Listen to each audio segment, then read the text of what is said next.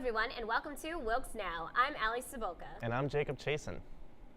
So, spring break is coming up. What are you doing that's fun?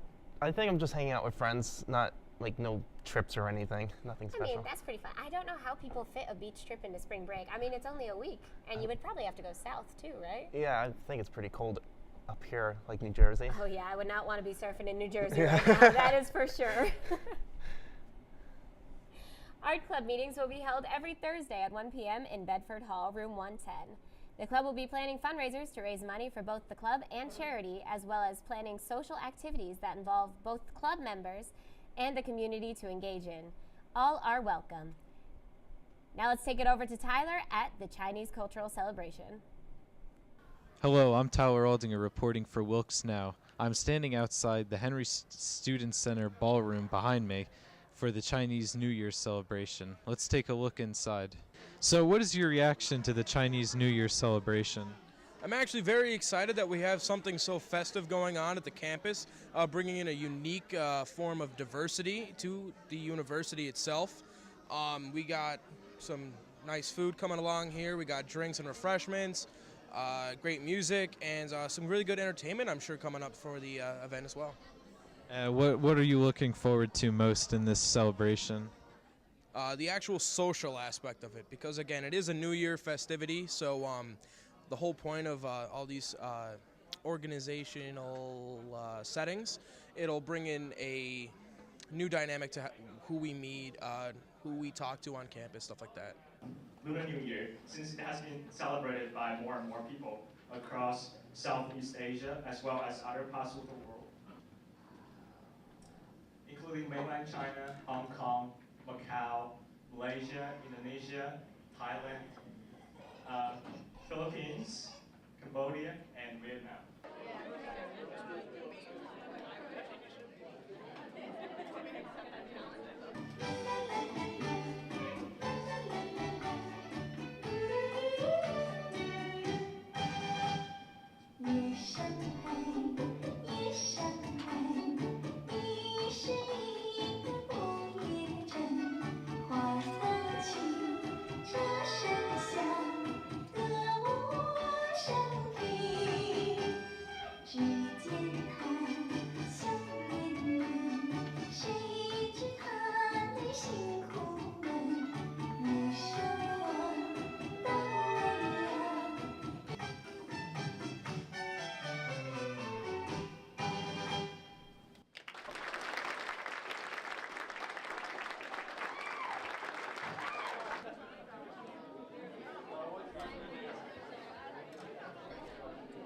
So what was your favorite part about the Chinese New Year celebration? I'd have to say my favorite part was learning all about the history, because it's a plethora of new knowledge to me. I didn't know much about it before. It was just a thing that I knew existed, but it's nice to get into the history of things. What was your favorite dance? My favorite dance, I guess the one they did at the end. It was really nice to watch. And what was your favorite type of food that they served here tonight? Probably the lo mein. As someone who helped set up this event, how well did it go? I think it went really, really well. I think a lot more people know about the Chinese culture, and I'm, a person who's not even from the Chinese culture. I'm extremely grateful that Wilkes gets to experience something new, a whole new world. What is one thing that you think people learned from this event? I think me as a presenter, I give them like basic knowledge of Lunar New Year, so I think they took away like the basic knowledge of Lunar New Year and like basic knowledge about Chinese culture, and like learn to embrace other cultures. I think that's what I learned. And what was your favorite part about the whole Chinese New Year celebration? My favorite part is the game, Candy Crush and Chopsticks Challenge. Like it actually like engaged people and interactive with people. Instead of like passively present the knowledge, so that's the part that I really like. Yeah. And how hard was it for you to get catering from Asian Kitchen? It wasn't that bad. We actually at first we compared like multiple Chinese restaurants around here, and they have like the lowest price. So yeah, it's not that difficult Yeah. Thank you very much. This is Tower Aldinger reporting for Wilkes Now. Back to the studio. The Wilkes Running Club will hold their annual 100-mile relay for heat on Saturday, February 24th. They will start at 6 a.m. and each participant will run a 4-mile leg on the dikes until they have covered 100 miles. The relay raises funds to help local families pay their heating bills. To participate or to make a contribution, please contact the Running Club advisor William Terzaghi or the Running Club president Franco Balbuena. And now here's a short public service announcement. More than 180 million Americans rely on drinking water that originates in forests often hundreds of miles away. Those trees capture snow and rain, replenish rivers and streams, and keep our water pure. Without these trees, many would be without fresh, clean drinking water. But on average, we lose 7 million acres of forest trees a year to fire alone. These trees must be replanted so your glass can be refilled. The Arbor Day Foundation asks for your help in replanting our national forests, for the water we drink and the air we breathe, for the natural beauty that inspires us, the outdoor recreation that brings us together, and for those with whom we share this planet. For today and for future generations, please visit arborday.org. See what we're doing. See how you can help. That is a pretty good breakfast. You're not even eating. Not hungry. No? Why not? What's up? Kath and I knew that Jenny'd been partying a bit. Found out she tried heroin.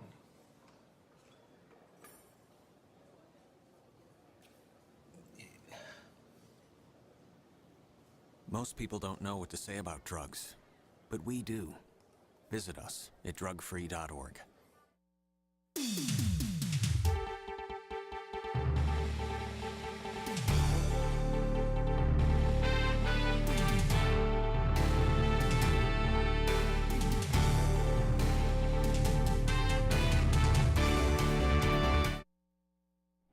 Hello and welcome back. Now we're going to send it over to Sports Now.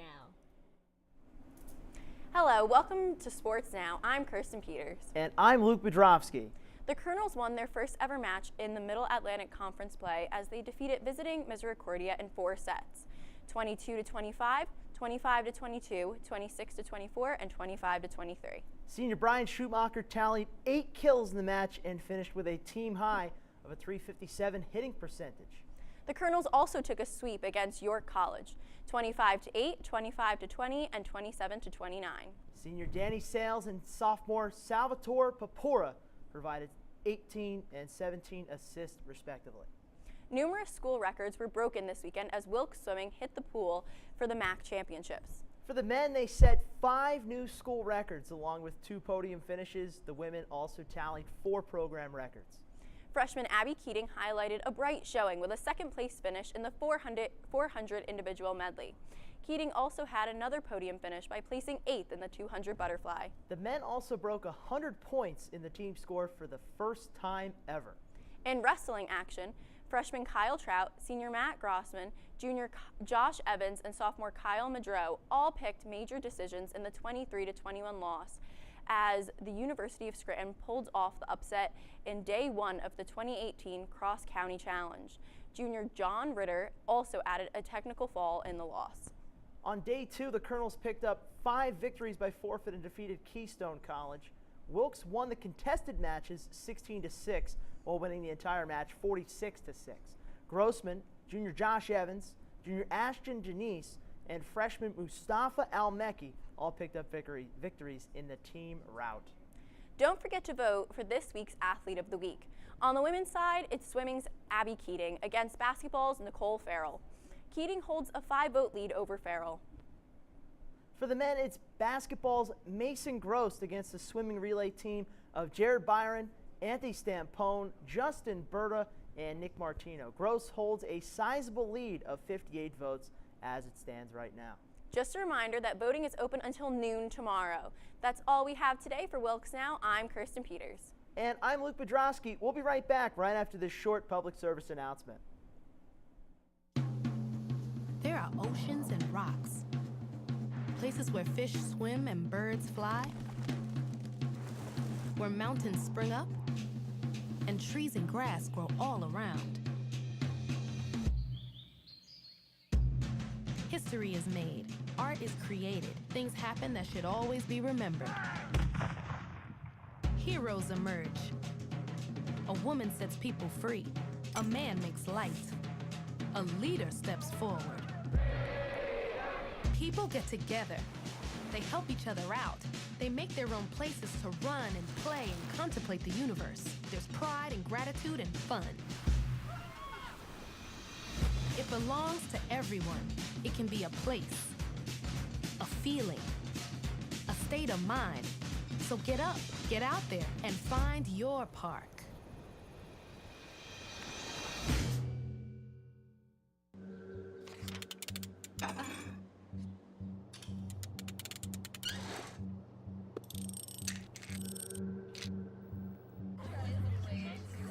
Just go do it. Go do it.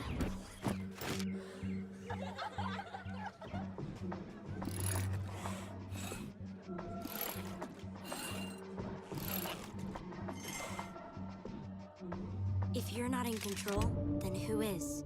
Live above the influence.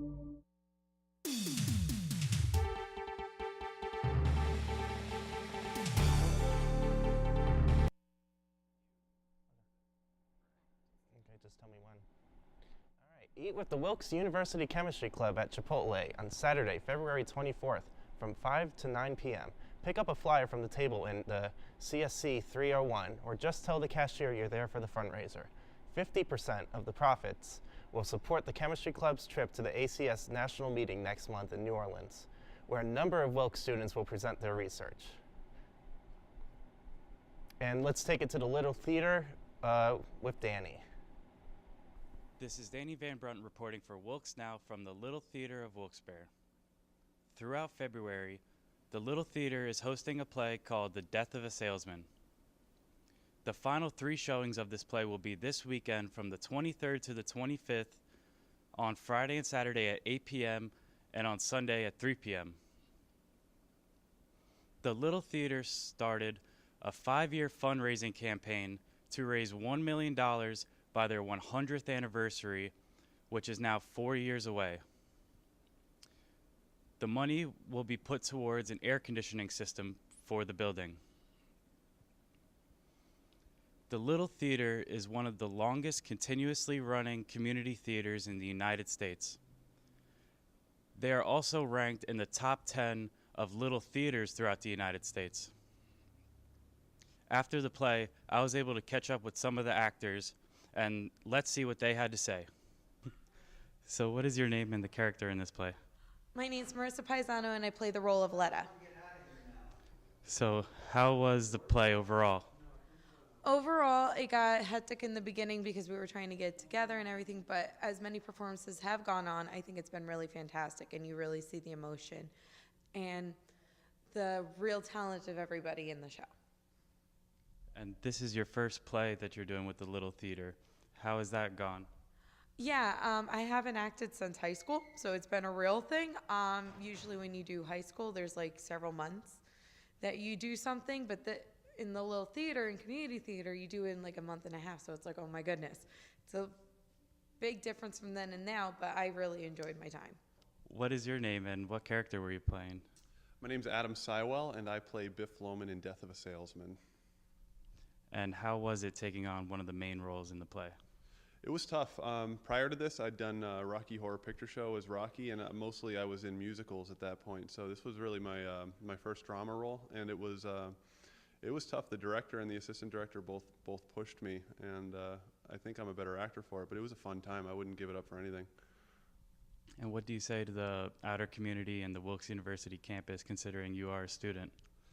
Come see the play. I actually talked to a couple of people that work for the theater, and it's apparently free for Wilkes students. Like Wilkes University will actually cover the cost. You just got to show your ID, and you can just get right in and see the play for free. So, I mean, I know we all got exams and everything, but you know, take a load off, take 3 hours of your day on Friday, Saturday, or Sunday, and come see the play. It's a good time. So, what is your name and what character did you play in this? My name is Bob Stanley, and I play Uncle Ben in Death of a Salesman. So how much practice did it take to put this together? Pretty much every production, you're going to find a month prior, you're going to be doing a lot of practice. It's going to be anywhere from 2 to 4 hours a night. You'll go 5, 6, or 7 nights a week for a month or so leading up to it. And then kick off and off you go. And then in between, like we do every weekend, but we'll have a pickup show one weeknight where we'll go through the entire show again, just to stay fresh. Okay. And how do you think this production went overall? This is really good. This is really good. I mean, I have a supporting role. Some of the main roles in this is very difficult. There's a tremendous amount of memorization, a lot of verbiage at the same time, tremendous amount of emotion. This is really a stark, gut-wrenching play. This is, once again, this is probably one of the finest pieces that the American stage has to offer to the world. And if you come here and see this, you'll understand. So the main characters in this, the Lomans, these are great actors. Anybody who can do that scene can pretty much do pretty much anything as far as drama goes. And do you invite the community to come watch? You know, we do, but you know, having been involved with the arts, both on stage and also boards of directors, American culture right now, there's a lot of competition for that entertainment dollar, for the time. So you find our culture is really doing something. We're kind of killing the arts, especially the local arts, the live arts, and we're doing it through indifference. Like that theater should have been full, absolutely full. And there's places in the country where that happens. There's places in the world where the theater is considered very important, part and parcel of the day-to-day life. Not here. There are people who will just stay home and watch television or do the internet or go to a concert. But live stage, particularly live drama, it's important. This play's 75 years old. It plays all over the world. And we had a decent crowd for our community, our demographic. Not bad, but it should have been 4 times that. And it never is. And I wonder why at times, because when the candle goes out on the live arts locally, what do? It's going to be tough. So go to the theater, get out, turn the TV off, and come out and see some live theater. I thought it was a great show. Thank you very much. I enjoyed you being here. Thank you. Come to the Little Theater of Wilkes-Barre to support the arts in your local community. This is Danny Van Brunt reporting for Wilkes Now, and back to the studio. We'll be back with the weather after this short public service announcement. Unless you've walked in their shoes, you would never know the overwhelming feelings of sadness, anxiety, and hopelessness that cause hundreds of students to take their own lives. The number of students we lose to suicide every year would fill an entire high school. We need to start the conversation about good mental health. Help us reverse attitudes and save lives.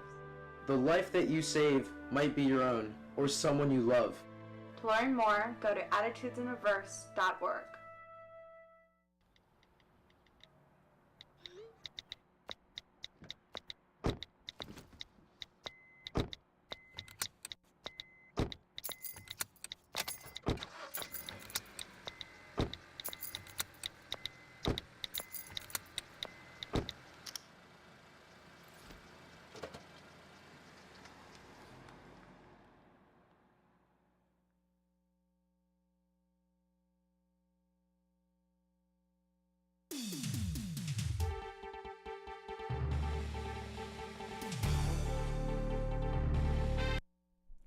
And welcome to Weather Now with Tyler Aldinger.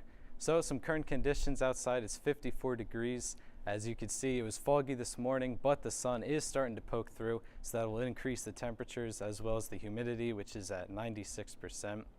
Also, every day, sunset 5:43 p.m. I mean, come on. Every day it gets longer, so we got another 30 minutes to add on until we turn the clocks back.